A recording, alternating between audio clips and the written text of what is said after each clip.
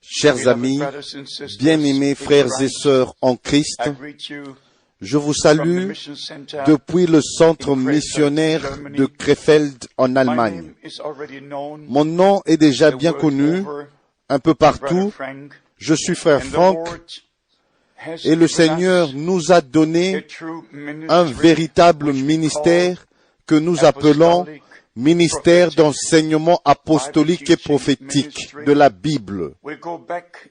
Pour toute chose, nous retournons à la parole de Dieu au commencement. Et j'aimerais partager avec vous un certain nombre de choses aujourd'hui qui sont importantes afin que nous les connaissions pour être préparés pour la venue proche de notre Seigneur et Sauveur Jésus-Christ. Pour la lecture de l'Écriture, j'ai choisi Romains chapitre 1 au verset 16 et 17. Car je n'ai point honte de l'Évangile. C'est la puissance de Dieu pour le salut de quiconque croit. C'est la puissance de Dieu. Ce n'est pas une histoire, c'est la puissance de Dieu. En se référant à ce qui a eu lieu, à ce qui s'est accompli sur la croix du Calvaire, quand Jésus-Christ, notre Seigneur et Sauveur, le Fils de Dieu, mourut pour payer le prix, pour nous racheter. Il a versé son sang, il a donné sa vie, afin que nous soyons de nouveau réconciliés avec Dieu. Nous comprenons quand notre Seigneur a dit dans Jean chapitre 3, vous devez naître de nouveau. Après que nous ayons reçu la parole, nous la croyons et l'Esprit de Dieu commence à travailler et à créer une nouvelle vie en nous. La semence, c'est toujours la parole de Dieu. Et c'est comme ça que nous avons choisi de mettre l'accent sur la parole de Dieu et de rejeter chaque interprétation, chaque explication et laisser juste la parole de Dieu être reconnue pour vrai et tout ce qu'un homme peut dire étant un mensonge. Dans Romains chapitre 16, l'apôtre arrive à la conclusion. Pourquoi est-ce que il prêche l'évangile, la parole de Dieu, au verset 25, à celui qui peut vous affermir selon mon évangile et la prédication de Jésus-Christ, conformément à la révélation du mystère caché pendant des siècles. Dans un verset, un certain nombre de choses est exprimé. Ici, nous trouvons l'accent sur la prédication de Jésus-Christ. Aussi sur la révélation du mystère qui a été caché pendant des siècles. Bien-aimés amis, le temps de la fin est devant nous et nous devons connaître le plan de Dieu du salut. Nous devons connaître la parole de Dieu pour aujourd'hui parce que la véritable foi est ancrée dans la parole promise de Dieu. Dans Amos chapitre 3, verset 7, il nous est dit, car le Seigneur, l'Éternel, ne fait rien sans avoir révélé son secret à ses serviteurs, les prophètes. Et puis, si nous allons directement dans Amos, chapitre 8, verset 11, il nous est dit, voici les jours viennent, dit le Seigneur, l'Éternel, où j'enverrai la famine dans le pays, non pas la disette du pain et la soif de l'eau, mais la faim et la soif d'entendre les paroles de l'Éternel. Alors nous voyons la promesse qui est donnée dans les Écritures que les jours viendront où les gens auront en fait faim.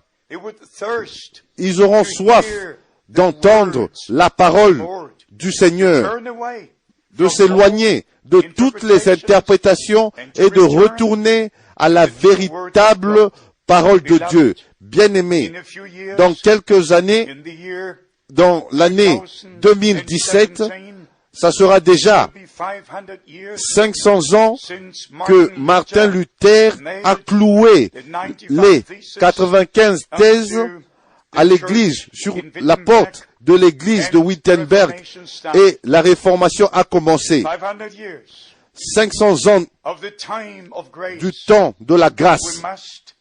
Et nous devons savoir que 1000 ans sont venus et sont partis, sont passés, parce que depuis l'année 500, l'Église romaine s'est établie elle-même dans l'Empire romain et était la seule puissance existante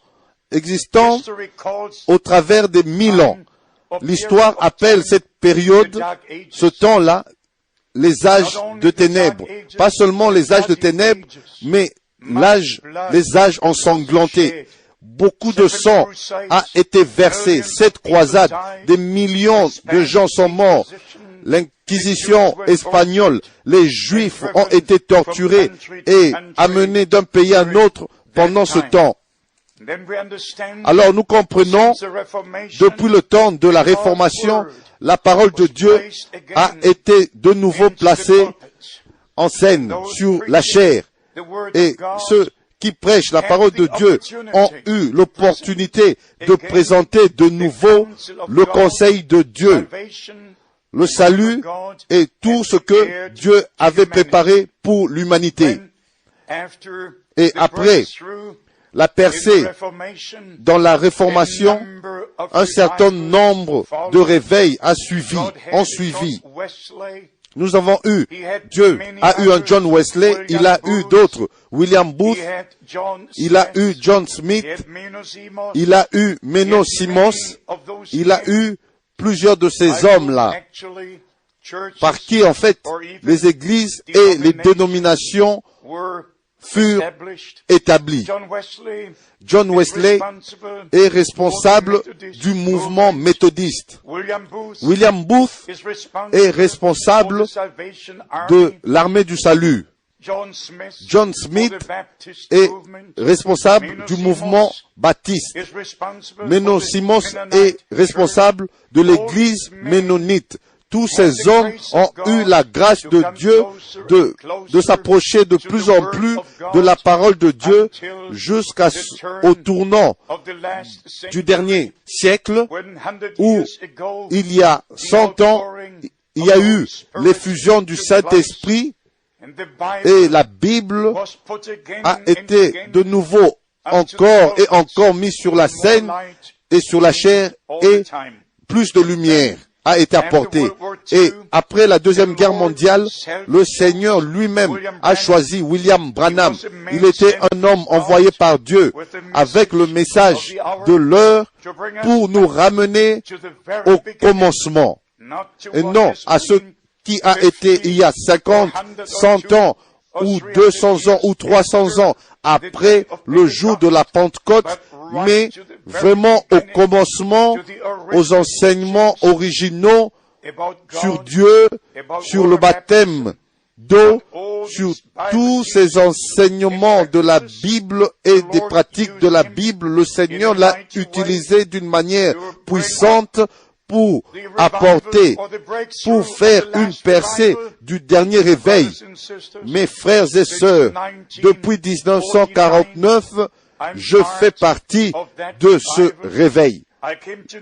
J'ai pu connaître William Branham personnellement et aussi les autres évangélistes, mais qu'il me soit permis de dire ici, il y a un but, un objectif qui est connecté à une commission directe. Et je sais que William Branham avait une telle commission. Si vous allez dans l'Ancien et le Nouveau Testament, vous pouvez en fait commencer avec Exode chapitre 3, verset 14, où le Seigneur Dieu lui-même a dit à Moïse, va dire au peuple que le Je suis t'a envoyé.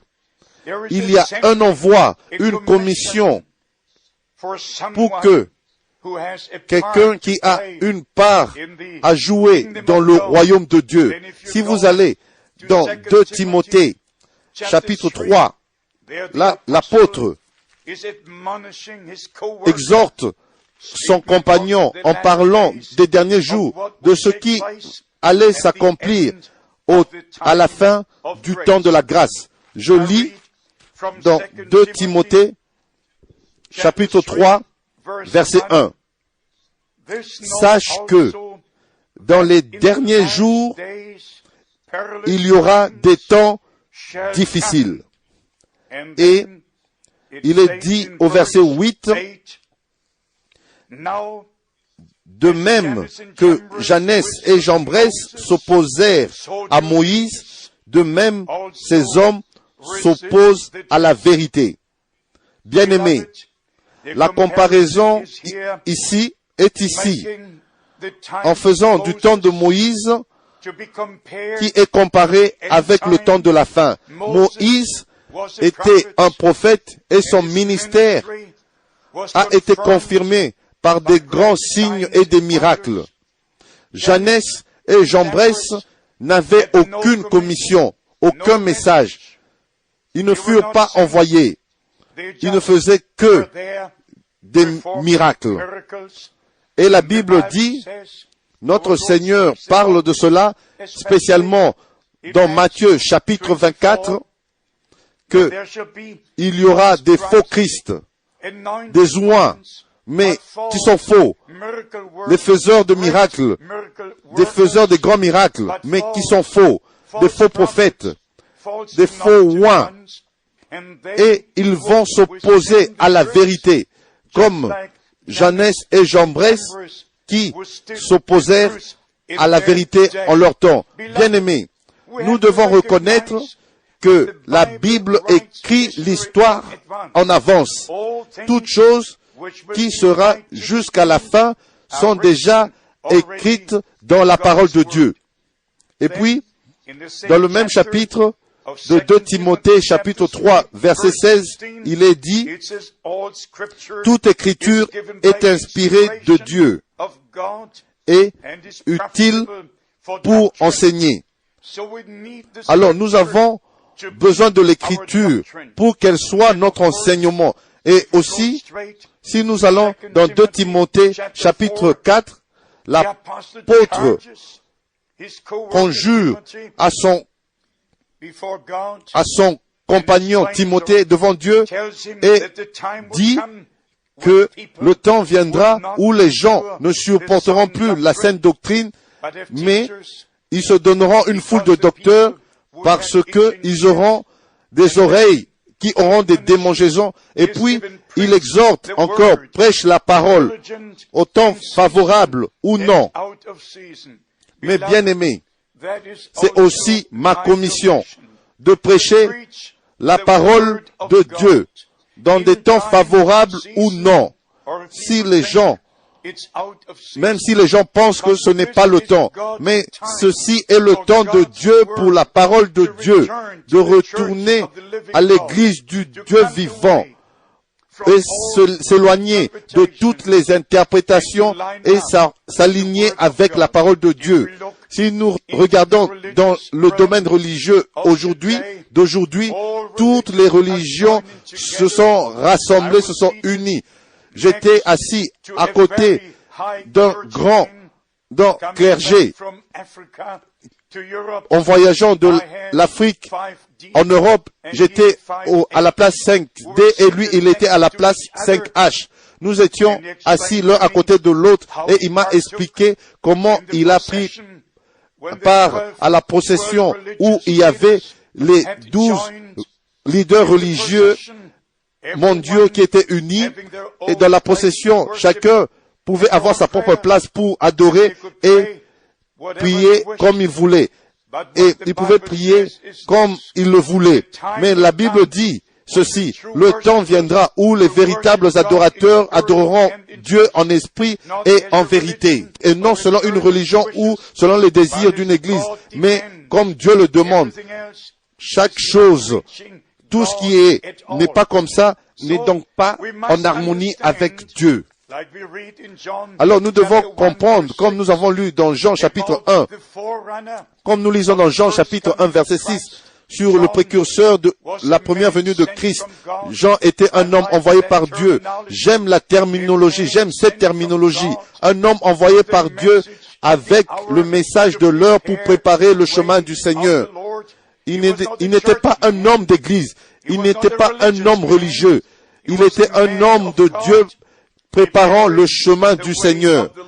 Et puis, si nous allons dans Jean chapitre 13, verset 20, notre Seigneur a dit, si j'envoie quelqu'un et que vous receviez celui que moi j'aurais envoyé, alors vous avez reçu celui qui l'a envoyé. Et si nous allons dans Jean chapitre 20, spécialement verset 21 et aussi verset 23, comme le Père m'a envoyé, ainsi moi aussi je vous envoie. C'était une commission, le même ministère, le même évangile, la même rédemption.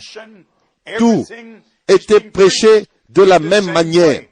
Alors, de Jean, chapitre 20, verset 23, où notre Seigneur a dit, ceux à qui vous remettrez les péchés, leurs péchés seront remis. Et si vous allez avec cela dans Luc, chapitre 24, verset 47, où notre Seigneur a dit qu'en son nom, la repentance et la rémission des péchés seraient prêchées à toutes les nations. Et avec ceci, avec Luc chapitre 24, verset 47, vous devez aller dans Actes chapitre 2, verset 38 et 39, où l'apôtre Pierre a prêché sa prédication ointe au jour où l'Église du Nouveau Testament a été établie et l'impact était tellement grand que les gens ont posé la question, que ferons-nous, frères? Et le Seigneur, parlant au travers des lèvres de l'apôtre Pierre, repentez-vous et que chacun de vous soit baptisé pour la rémission des péchés et vous recevrez le don du Saint-Esprit. Bien-aimés, c'est la même chose aujourd'hui. Il y a un Seigneur, une foi, un baptême. Et si vous lisez les Saintes Écritures correctement, dans Matthieu chapitre 28, notre Seigneur a dit que nous devons baptiser dans le nom du Père, du Fils et du Saint-Esprit. Nous savons que Père n'est pas un nom, Fils n'est pas un nom, mais nous devons baptiser dans le nom dans lequel Dieu s'est révélé lui-même pour notre salut dans l'alliance du Nouveau Testament, dans le précieux nom de Jésus. Emmanuel, Dieu avec nous.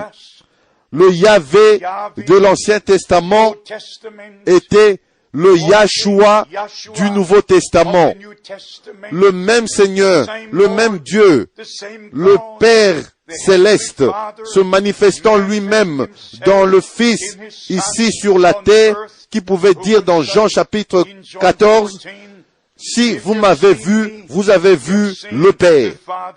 Ce dont nous avons besoin aujourd'hui sont des hommes de Dieu envoyés avec une commission divine, avec la véritable parole de Dieu.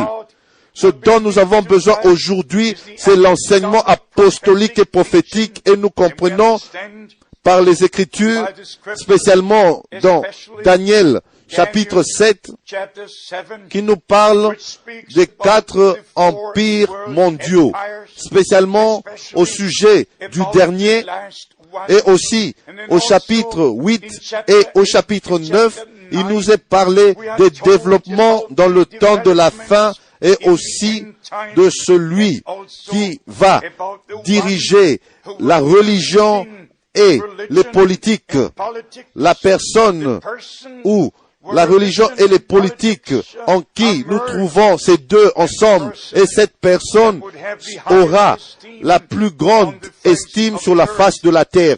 Bien-aimés, et encore, si vous allez dans Romains chapitre 10, versets 15 et 17, l'apôtre pose cette question.